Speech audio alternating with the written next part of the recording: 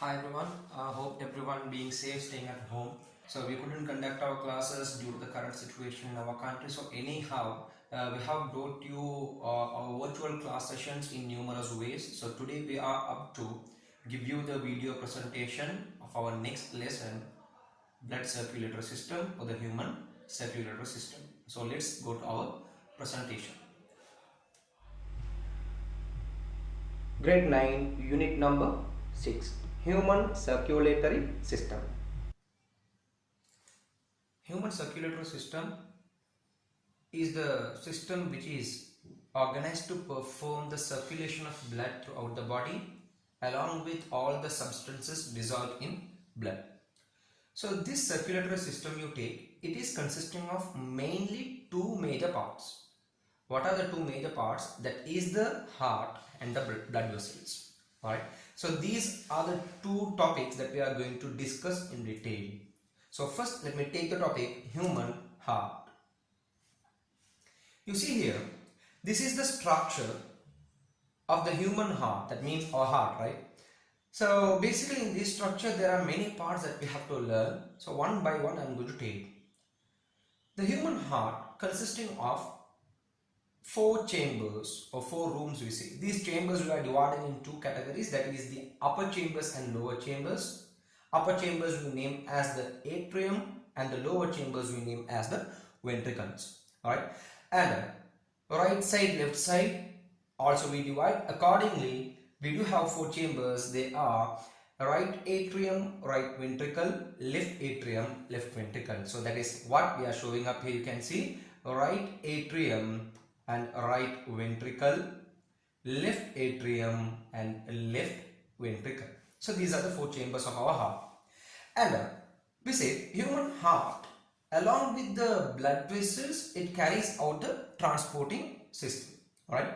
So these blood vessels we take, there are two types of blood vessels. They are the arteries and blood veins. Blood arteries and blood veins. Okay. So arteries means usually the common theory for that is they are the blood vessels which carry out blood away from the heart.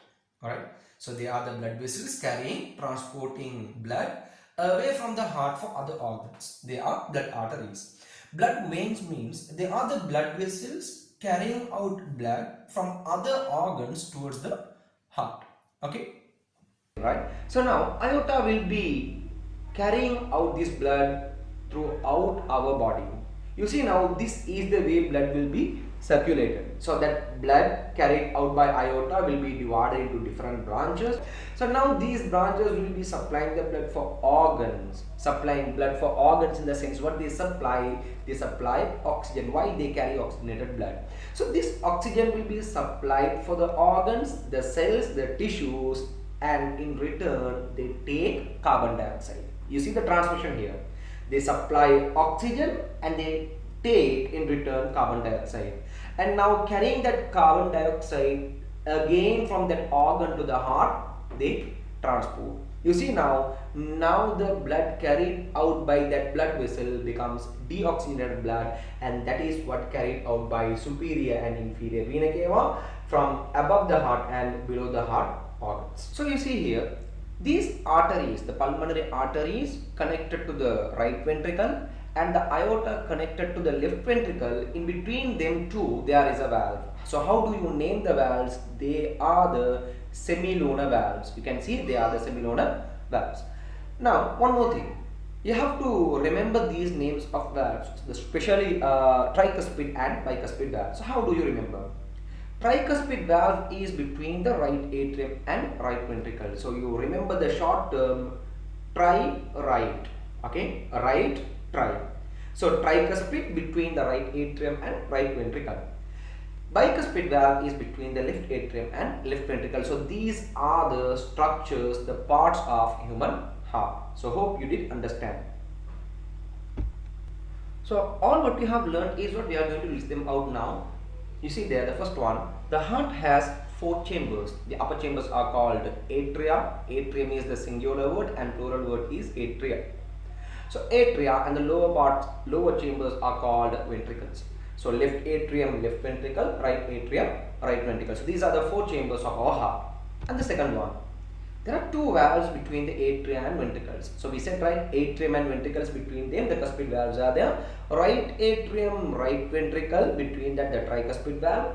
Left atrium and left ventricle, between them the bicuspid valve is present. So according to read there, bicuspid valve is in between the left atrium and left ventricle. Tricuspid valve is in between the right atrium and right ventricle. Right.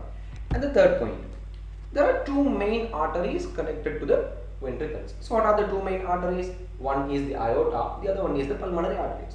Aorta starts from the left ventricle, that's the first point. Second point, pulmonary artery, that means the left and right pulmonary artery starts from the right ventricle. So ventricles are what connected to these arteries. Okay. And the fourth point, there are semilunar valves, the starting point of the main arteries. So cuspid valves are between atrium and ventricle. Okay, semilunar valves are between the arteries and the ventricles. You see there, aortic semilunar valve. Aortic semilunar valve is at the starting point of the aorta, between aorta and the left ventricle. Second one, pulmonary semilunar valve is at the starting point of the pulmonary artery, between the pulmonary artery and the right ventricle. So the next point, main veins are connected to the atria. So there are veins connected to the atria. What are the veins? Let's look over them. The superior vena cava and the inferior vena cava, which carries the deoxygenated blood from above the heart and below the heart organs, it will be connected to, it will be open to the right atrium. So the superior vena cava and the inferior vena cava open to the right atrium, and left and right pulmonary veins are open to the left atrium. So these are the structures, these are the parts, the blood vessels and the valves connected with the human heart. So the next we are coming for the arteries, veins and the capillaries, that means the blood vessels. So there are three parts, right? Arteries, veins and capillaries. You see here the diagram given. It shows you the connection, the relationship between the arteries, veins and capillaries. So once again we remind, what are these arteries? They are the blood vessels carrying the blood away from the heart to other organs. Okay, and the blood veins carry the blood from organs, from other organs towards the heart. And what is capillary? Capillary will be connecting both these arteries and veins at the places of organs. You see now, it's given in red color and blue color. I have said you that the common theory is oxygenated blood is what carrying out by arteries, and arteries will be mostly showing in red color except at the heart, right? That is the pulmonary artery and pulmonary veins are exempted, we say, right? And blue colored blood vessels are what shown by what marked as blood veins. So you see they are here from heart. From heart, the blood will be carried out by the main artery, that is aorta. This aorta will be divided into arteries, different arteries at the organs, and we will be giving different names for that, right? So these arteries carrying oxygenated blood again will be divided into arterioles. You can see they are divided into some more branches, that is arteriole. So artery is divided into arterioles. At the place of organ, these arterioles will be again further divided into small thin capillaries. Okay, so capillaries are what given here just like a web like diagram, as a network, right? You see now, capillaries are formed, and again these capillaries will be connected together to form up the venules. You see now, a larger number of capillaries are interconnected as to form up the venules now, and these venules will be connecting together to form up the veins. So all the veins will be connected to the main veins. What are the two main veins? Superior vena cava and inferior vena cava. They carry the blood towards the heart. So let's compare with the type of blood here. You see now, arteries will be carrying the oxygenated blood from heart, and that oxygenated blood is what carried out by the artery, arteriole and to the capillary. Now I said capillaries are very thin blood vessels. So why they become thin? Usually when the thickness of these cell layers become very much reduced, it's easy for absorption, filtration processes. So that is the place where the substances or the components dissolved in blood, including the nutrients, respiratory gases, all these ions, minerals, whatever we take, these has to be transferred from blood to the organs. So this transmission to be carried out, the cell layers should be very much thin. They should be having a lower thickness. So capillaries being very much thin, it access to transmit these substances from the blood to the organs. Same way, unnecessary substances such as carbon dioxide gases, excretory substances, that will be taken in return from the organs to the blood, because organs, they won't be storing that for a long time, that will be given up. So now these particles which are taken by the blood, that becomes deoxygenated. While oxygen is supplied, now they have taken carbon dioxide, right? This oxygenated blood will be what carried out furthermore, right? Now you see, capillaries now connect together to form up the venules into veins. So these are what carrying the deoxygenated blood, so they are shown in blue color. So these veins, all the veins will be connected with superior and inferior vena cava. Superior inferior vena cava will be carrying this deoxygenated blood towards the heart to the right atrium. Again, within the heart, that will be circulated as we have discussed earlier. So this is the circulation. It is something like completely continuously it is circulated, so we name it as circulatory system. So blood circulatory system process is what we have completely discussed now. Alright, now we are going to list out those arteries and the veins with the type of blood they carry out. So you see here, the pulmonary artery, you could remember, right? The pulmonary artery, which starts from the right ventricle of heart, transport blood to lungs. So can you remember what is the type of blood it carries out? Pulmonary artery is connected to the right ventricle. So I said you, right side of the heart means the both right atrium, right ventricle, they consist of deoxygenated blood. Left side of the heart consisting of oxygenated blood. So right ventricle connected to pulmonary artery, what is the blood it carries out? Deoxygenated blood. And aorta, which starts from the left ventricle of heart, transport blood to other organs. From left ventricle towards the other organs, so that should be oxygenated blood. So that is the blood carried out. And the next one, pulmonary veins, which start from the lungs, transport blood to the left atrium of heart. So pulmonary arts from the lungs to the heart, and it is connected to the left atrium, right? So pulmonary veins, again I am saying pulmonary veins from the lungs to the left atrium of the heart. Left means should be containing oxygenated blood, right? And then superior vena cava, which collects the veins from the organs above the heart, and inferior vena cava, which collects the veins from the organs below the heart, transport blood into the right atrium. So right side of the heart consisting of deoxygenated blood, so it is carried as deoxygenated.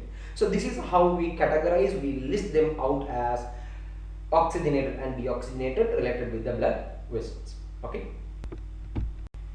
So next we are going to compare the thickness and the elastic nature between these arteries and veins. Alright.